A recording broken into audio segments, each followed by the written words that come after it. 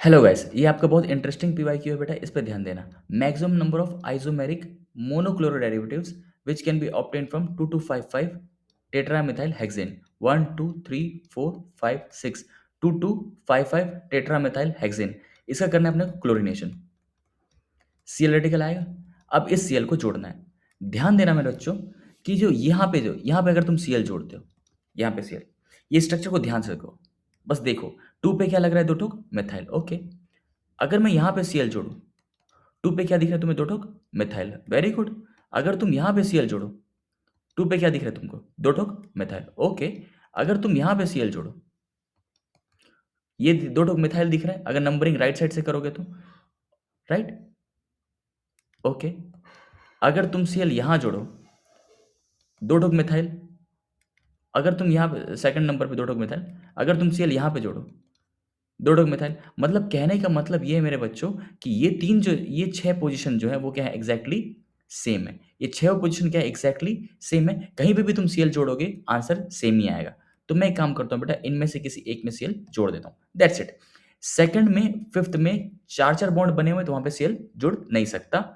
Third और fourth की बात करते हैं। थर्ड एंड फोर्थ पोजीशन पे एग्जैक्टली सेम ही है बेटा।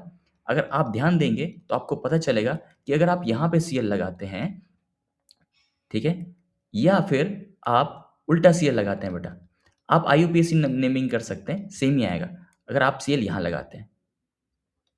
बस एक घुमा देना, ऐसा ऐसा पलटा दो, एग्जैक्टली ये आएगा। 3 ठोक मिथाइल लगा हुआ है, 3 ठोक मिथाइल इधर है, पलटा दोगे सेम ही दिखेगा बेटा। तो फोर्थ पोजीशन भी सेम ही है। तो अपने को क्या करना है, अब हमें निकालना है बेटा आइसोमेरिक कंपाउंड।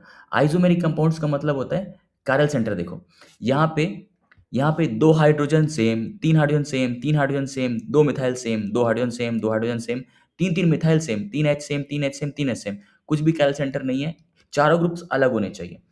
तीन एच सेम, तीन एच सेम, तीन एच सेम, तीन मिथाइल सेम। यहाँ पे एक सीएल है, यहाँ पे एक एच है, ये एक ऐसा मिथाइल है और एक ऐसा है।